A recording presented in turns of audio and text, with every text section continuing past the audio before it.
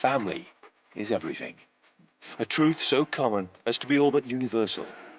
It's certainly the primary driving force, at the very least, for a large number of animal species that live in groups, be they nuclear or extended families, in herds or in clans. For these species, the family unit and the bonds that hold all its components together are the key to survival. Of the local group, the individuals that make it up, and even the species as a whole.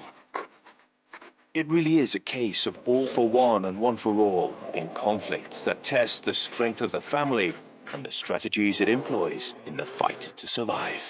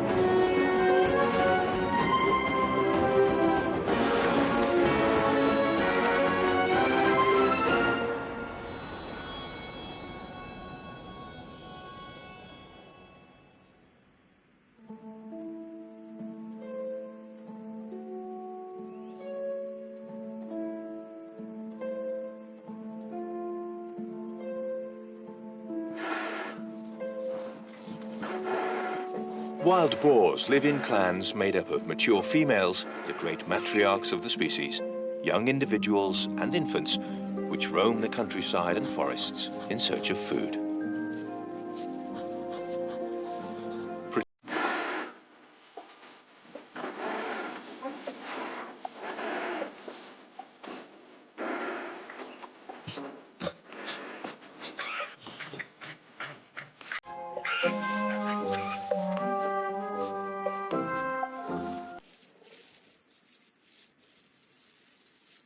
It's time for a mid-morning snack.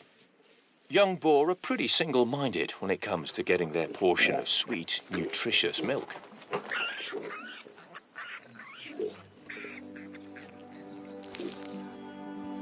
After which, a second course.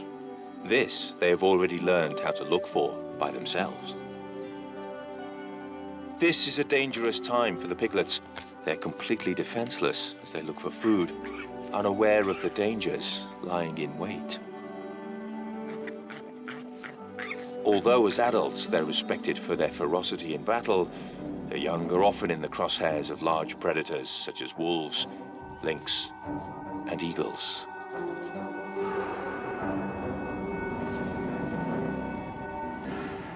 For this reason, the powerful matriarchs are ever vigilant. At the first sign of danger, a warning bellow puts the entire herd on alert and on the hoof. Boar are nothing if not brave. They will not hesitate to defend their clan, even against a well-organized wolf pack. While one female flees with the youngest in her care, others divert the canid's attention.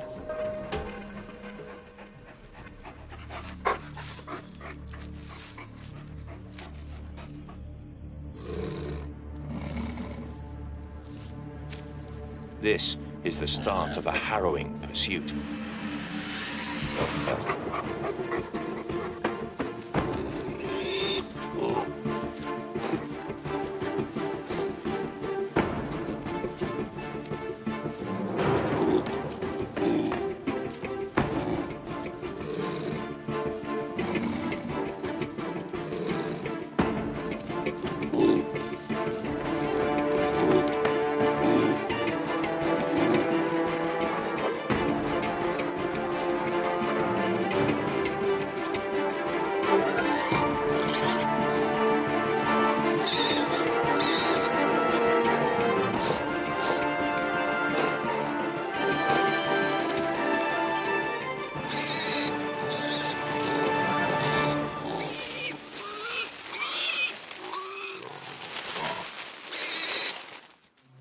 At the same time, another wolf confronts an isolated sow.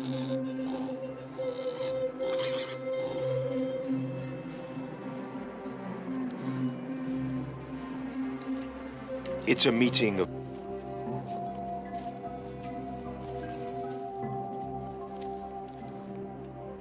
But the wolf pack has managed to bring down one of the older females.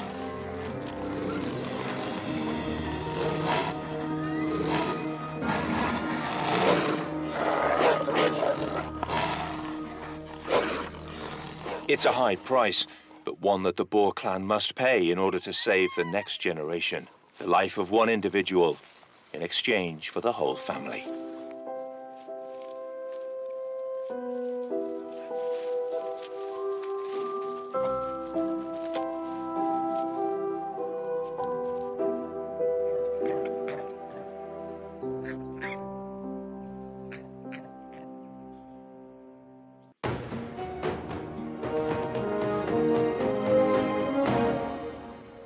Motherhood is both a privilege and a burden.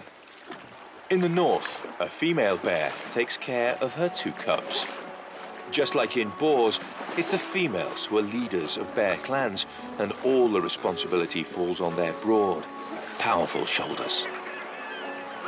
It's they who look after and educate their offspring, with no help at all from the males of the species. Right now, Mama Bear is teaching her little ones to fish.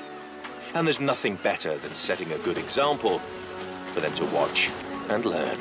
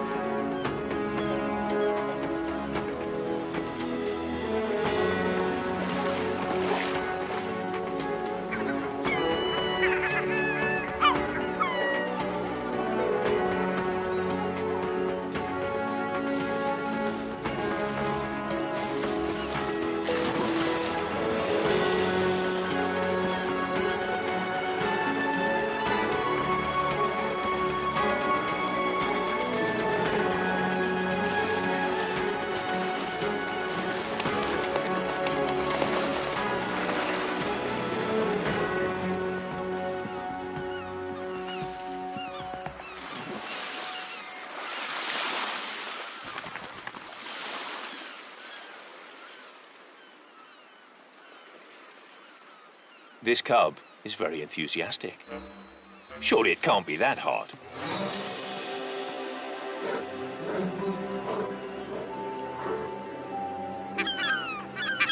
But catching a salmon is, well, a slippery problem, especially for one so small.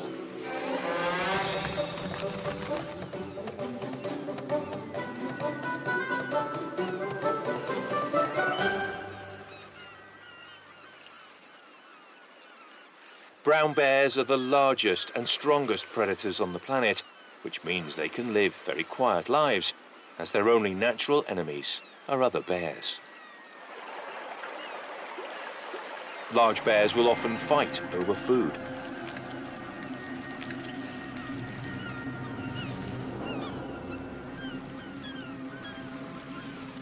They also become very irritable and combative during the mating season.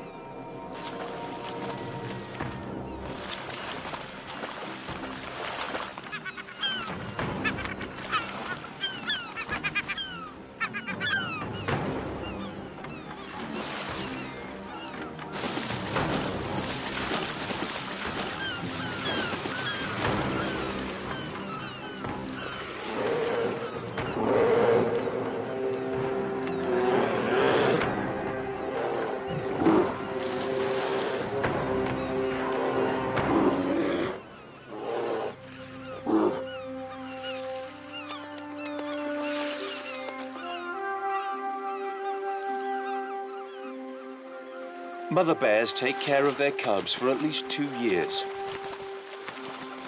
In that time, the only real danger they face comes from huge males in heat.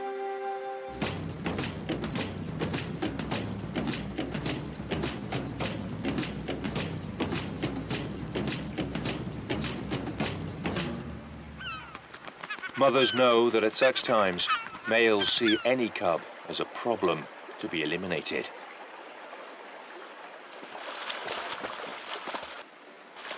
The cubs are a nuisance when the males are on the trail of receptive females, following their potent scent in order to copulate.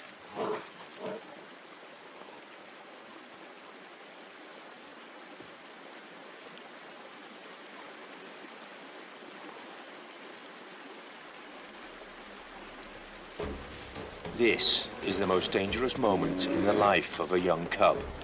The much more powerful males will not hesitate to kill them.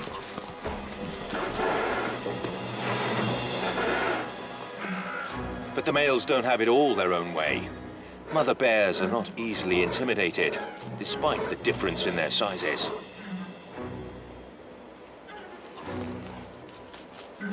In that sense, it's an unequal battle. But driven by the maternal instinct, most of the time, brave mother bears are victorious.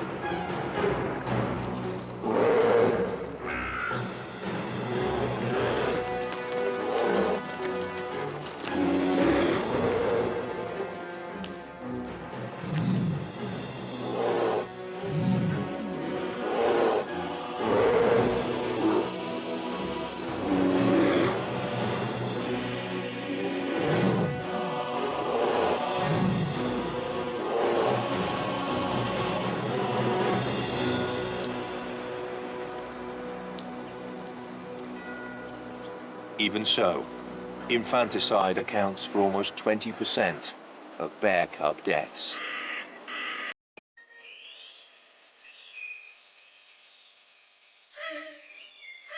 Eurasian eagle owls share their position at the top of the food pyramid with eagles, wolves, and bears. These species are in charge, virtually unchallenged.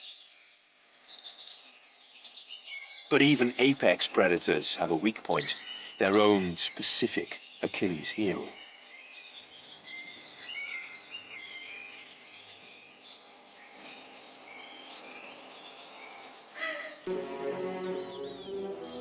Their nest high on a cliff seems impregnable. But there are perils close by. The struggle between predators is constant and ceaseless. Hunters of similar rank compete with each other and, when they can, attack each other to eliminate potential competition for food and territory.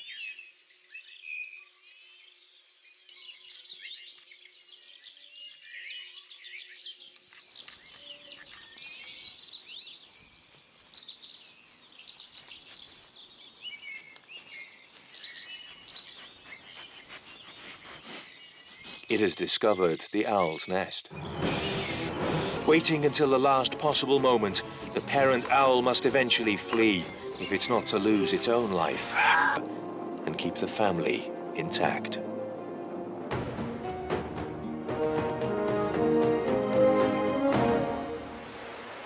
In a very different environment, on the Canary Islands out in the middle of the Atlantic Ocean, another battle of wits, nerves, and fortitude is underway. Some battles for survival are waged without all the combatants being aware of the fight they're engaged in. Yellow-legged gulls' intelligence allows them to make the most of all the resources nature offers. The Eurasian stone curlew is very familiar with the gull's behavior. It knows its nest is in danger.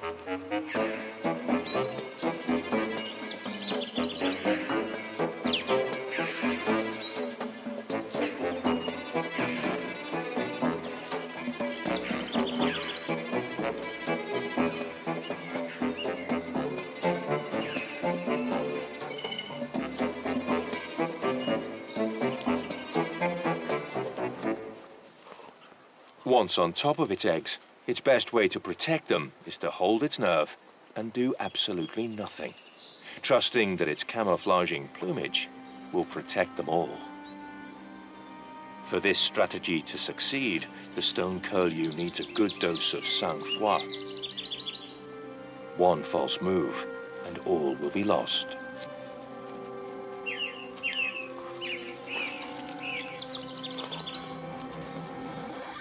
The gull passes close by, but the stone curlew remains all but invisible. This war of nerves is one that the stone curlew cannot afford to lose.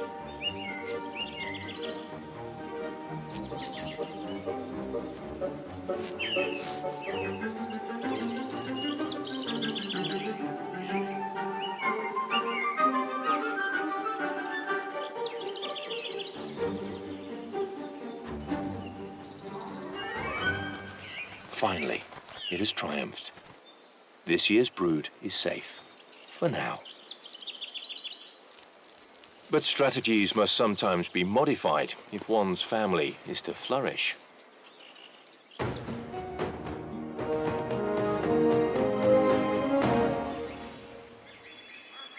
Australia is home to a wide variety of terrestrial hunters capable of swallowing a curlew's eggs, or chicks.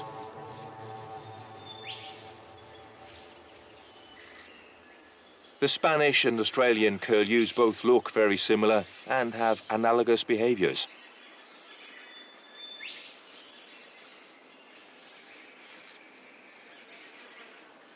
To avoid their enemies, the first plan of both species is to remain still.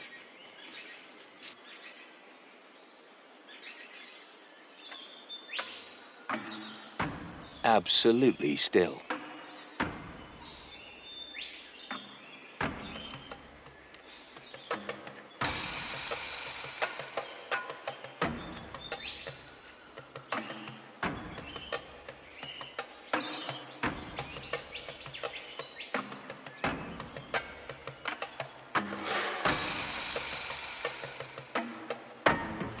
They must trust their fate to their camouflage combat gear.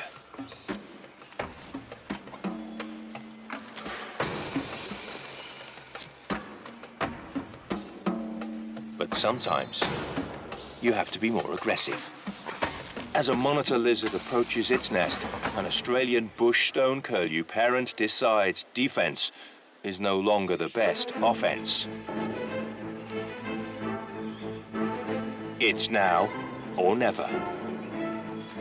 The curlew must somehow drive this enemy back. It does so with an impressive diversionary maneuver that consists of drawing the reptile's attention, whilst at the same time making itself look as big as possible. It spreads its wings, skittishly dancing around like a wounded, feathery giant. The lizard doesn't know whether to take up the chase or run for its own life. The stone curlew comes close, then backs off. Finally, it succeeds in confusing the lizard so much that it decides, in the face of such an unpredictable enemy, discretion is the better part of valor. The enemy retreats, and the nest is safe. In Australia, one of the biggest threats to all small creatures comes from another reptile. A green tree python is on the hunt.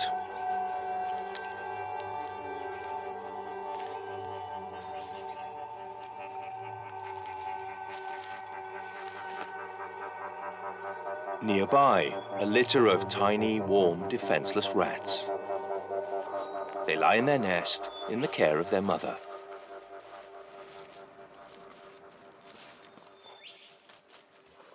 They would make a fine feast for a hungry python.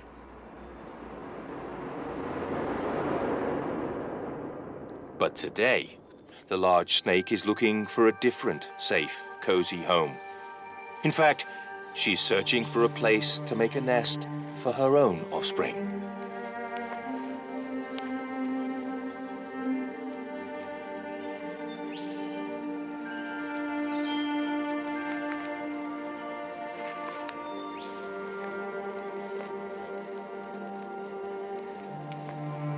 The green tree python is one of very few snakes that indulges in parental care for its eggs until they hatch. Rat and snake, at certain times, are as vulnerable as each other. Another python appears on the scene.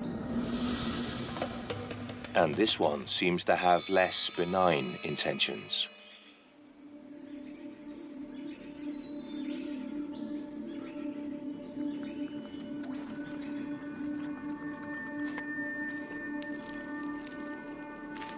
But rodents rarely let their guard down, and the mother rat detects the danger in time.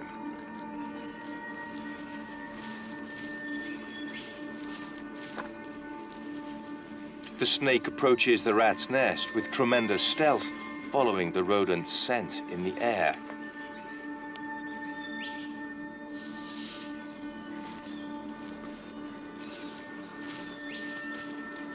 It would seem the little mammals can do little in the face of such a powerful enemy.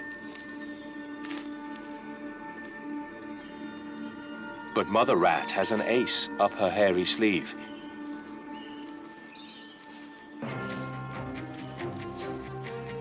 Her ability to move house in record time.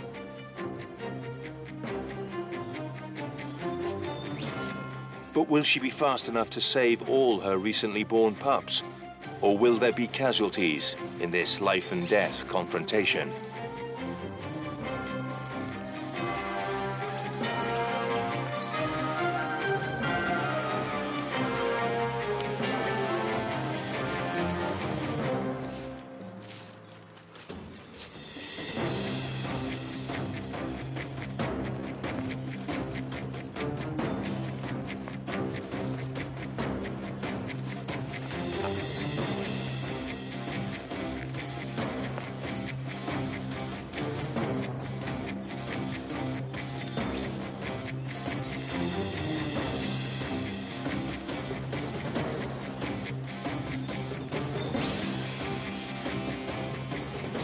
In the end, it's bad news for the snake. When it gets there, the nest is bare. But its luck changes when heading out of the deserted ship. Another member of the rat clan, perhaps the most curious. This one doesn't have time to react. One rat pays a heavy toll, but the whole family has been saved. Reptiles are much less cold than their reputation suggests.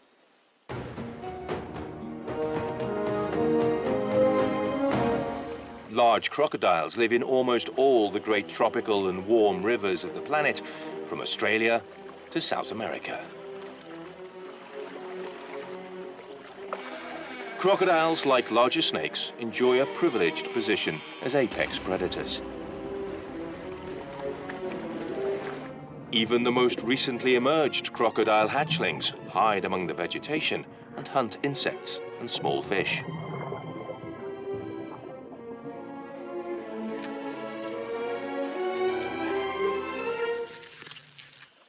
But at this point in their lives, even they are vulnerable.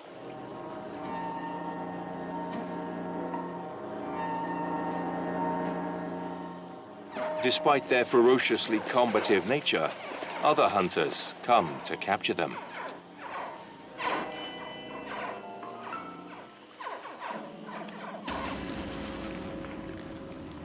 If they can survive their first 2 years, all that changes. And very few other creatures will pose a threat to them. While still relatively young, they become members of an exclusive club, the world's greatest hunters, prowling smaller rivers in search of fish and medium-sized animals.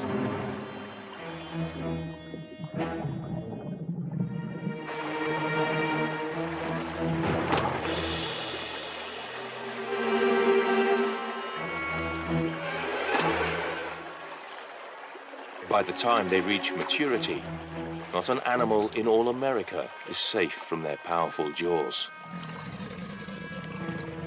The largest crocodiles, well over 4 meters long, are the undisputed masters of the wild South American rivers.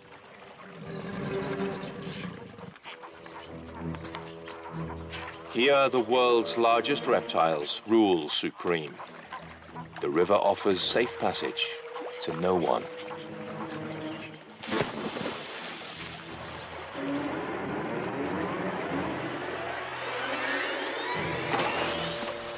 But when a crocodile makes a kill, it cannot eat in peace. All its neighbors want a piece of the cake.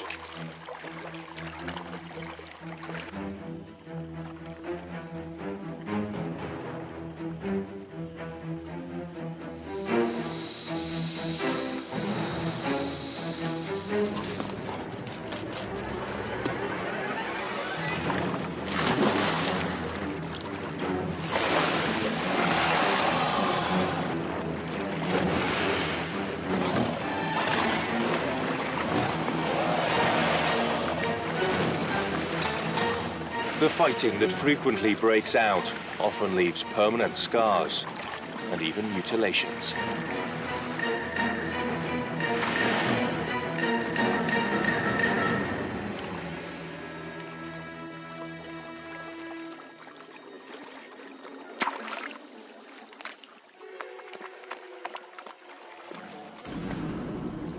Even members of their own species are not safe from such fierceness.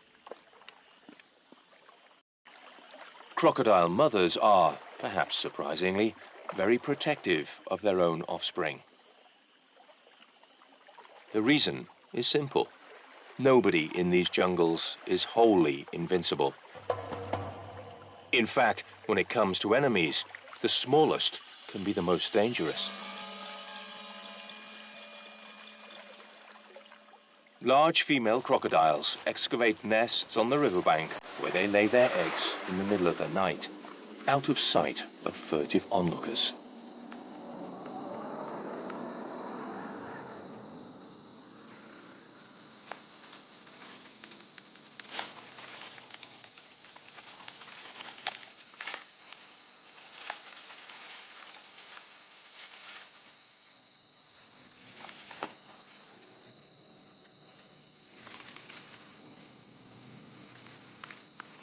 For several weeks, the mother crocodile will not leave her nest. With all manner of jungle bandits and thieves happy to feast on her nutritious eggs, the mother crocodile knows she cannot let her guard down for an instant. But despite the all-consuming mothering instinct, she must herself feed.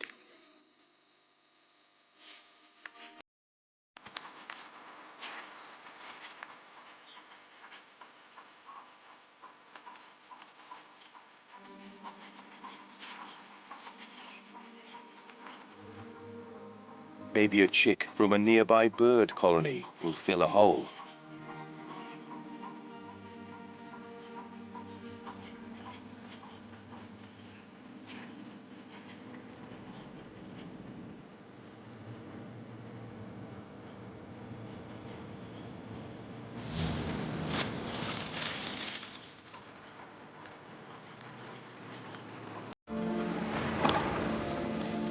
But while the mother eats, her own nest is raided. This is just the opportunity a diminutive local burglar was waiting for. The shortest of absences is enough for the raccoon to uncover the eggs and have its fill.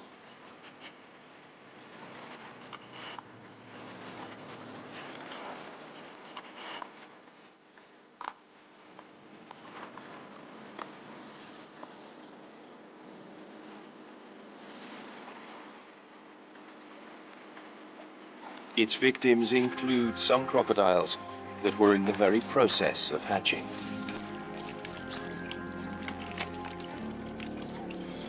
Fortunately for the species, dozens of eggs remain underground, and many will survive early infancy, watched over by their mothers.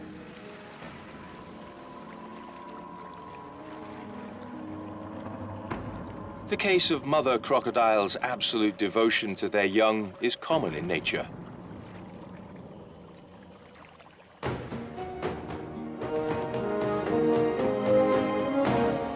The dry plains of the desert of Almería in Andalusia, Spain, are home to the tarantula wolf spider.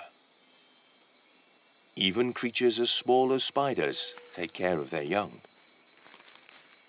This formidable huntress is the largest spider on the European continent, and also possibly one of its best mothers. After mating, the female sets about building a comfortable home for her future family.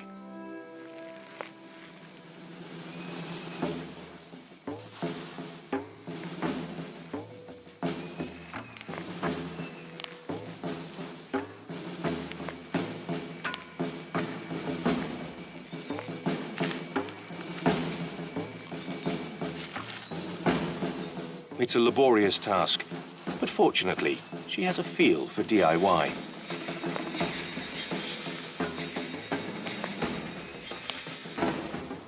Once the apartment is finished, she waits on the terrace.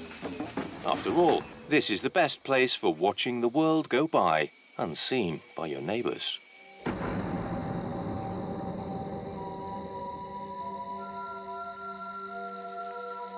A young male's interest is piqued by her handiwork, but her invitation to come over for dinner has an ulterior motive.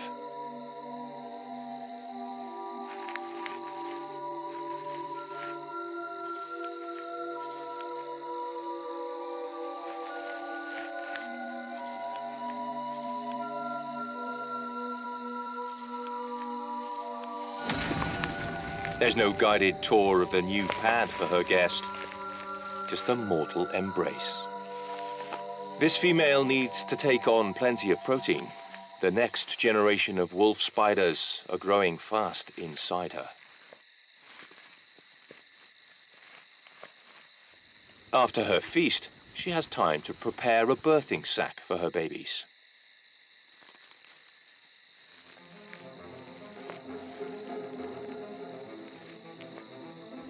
For several hours, she concentrates on building a baby carrier for her soon-to-be large family.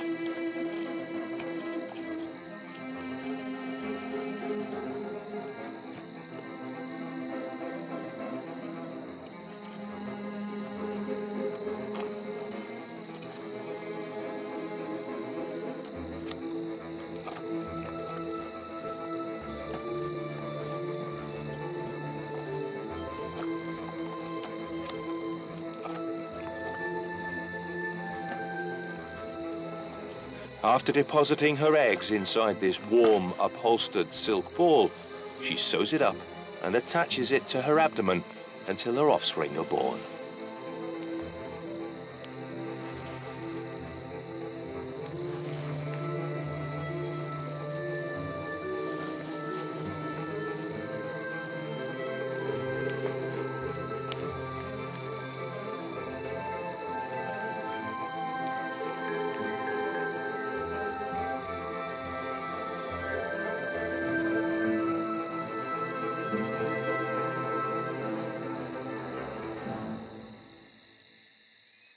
The little spiders will spend the first days of their lives huddled on the body of their mother.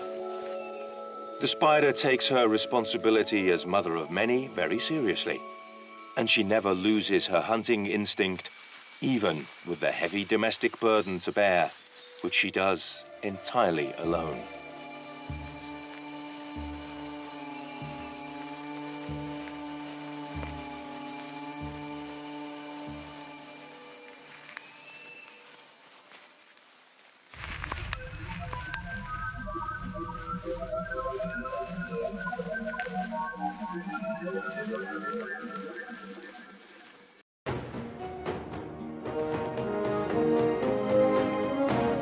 Other animals take the idea of forming a large family even further, coming together in their hundreds of thousands.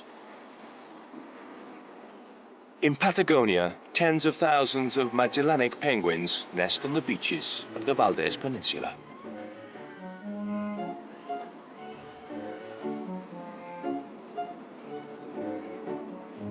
It's a massed land invasion in the form of a camped beachhead of small trenches where the penguins make their nests lay their eggs, and raise their broods.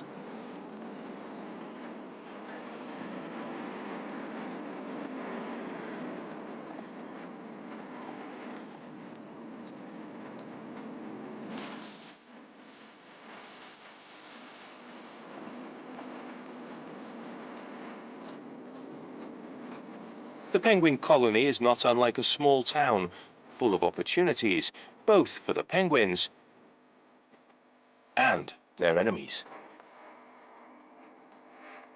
Coming together to form breeding colonies offers the penguins protection, but at the same time causes conflict between families.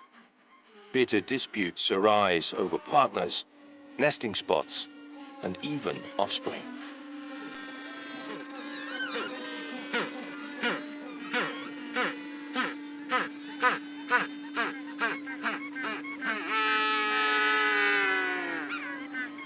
Noisy neighbors compete with each other and, on occasion, even come to physical blows.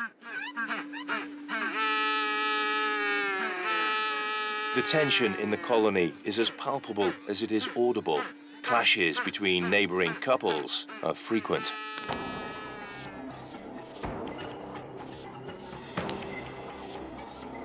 Rivals will lash out at each other and even duel with daggers drawn. Their sharp, powerful beaks are dangerous.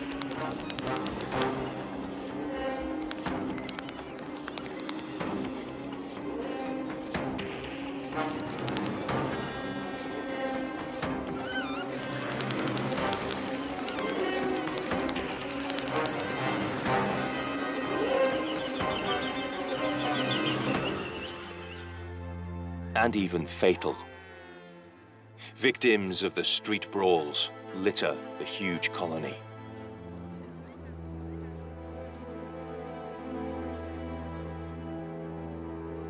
Meanwhile, other, more helpful neighbors perform a very useful service. Big, hairy armadillos wander around the colony in search of corpses or of any other kind of food that might have appeared on the beach. A solitary, unguarded egg is too good a treasure to let go by. Its parents pay dearly for their moment of distraction.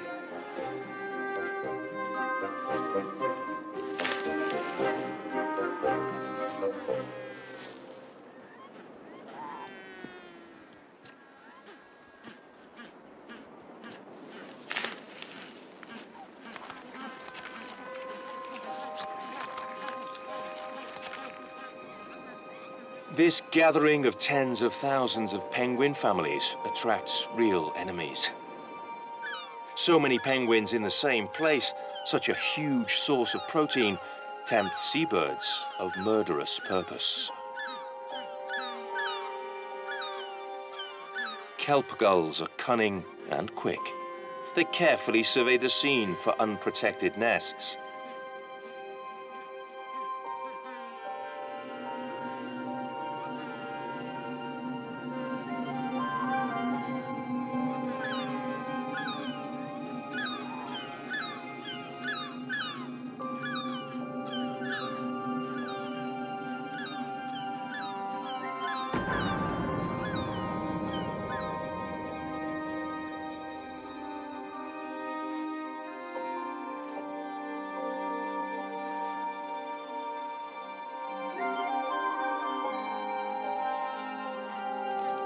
Parental disputes are a perfect opportunity for a spot of kid, or rather chick, napping.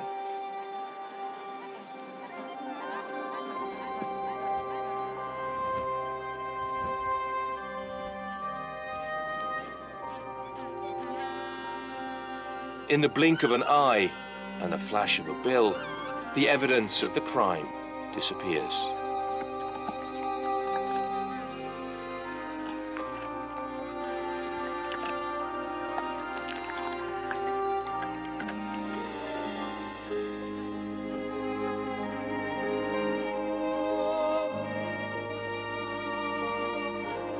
And yet, despite everything, amid so much tragedy, many penguins manage to raise their chicks.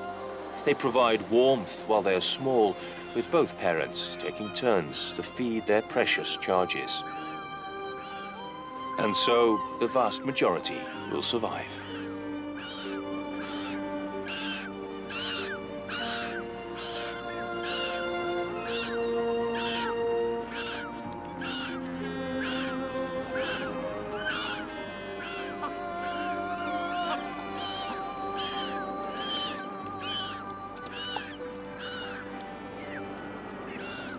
The natural bond between parents and their children is unbreakable, a fact never better seen than in moments of great danger. In Argentinian Patagonia, elephant seals have a very intense infancy. Their mothers will take care of them for just a month, but in that time, their milk is so nutritious that each day the youngsters gain between 4 and 5 kilos of fat.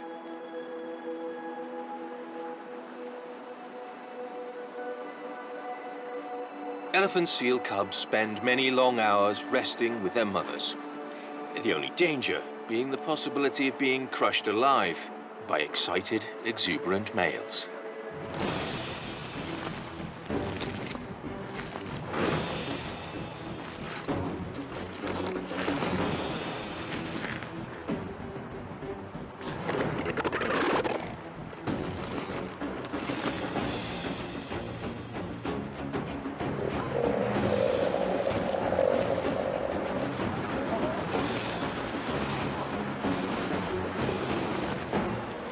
Theirs is a short and happy childhood that abruptly comes to an end after 30 days, when their mothers return to the sea to replenish their strength and never come back.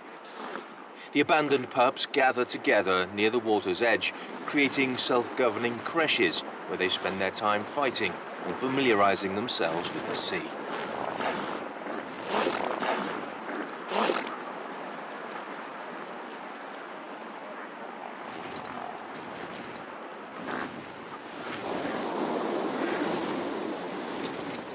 And in that sea, close by, orcas display a maternal care that puts the seals to shame.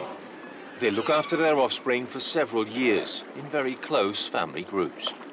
Female orcas take care of and teach their offspring to feed themselves and also to hunt as a team.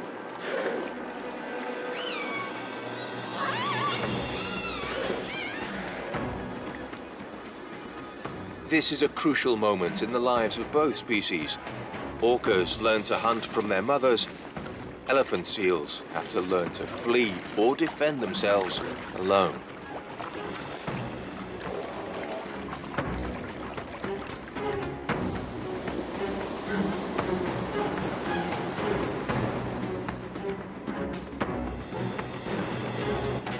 It's normally the young elephant seals that lose out.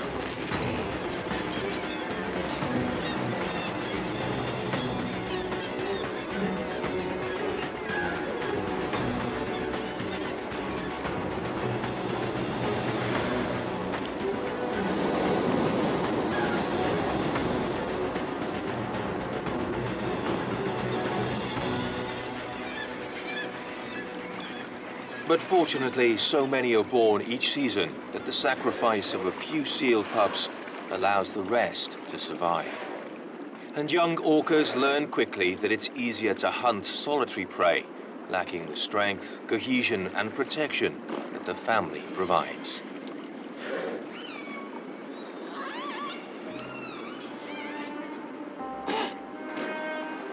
Families come in many different shapes and sizes.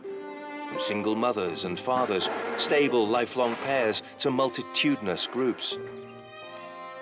But when it comes to the never-ending fight for survival, the unconditional commitment and support of the family is one thing that never wavers.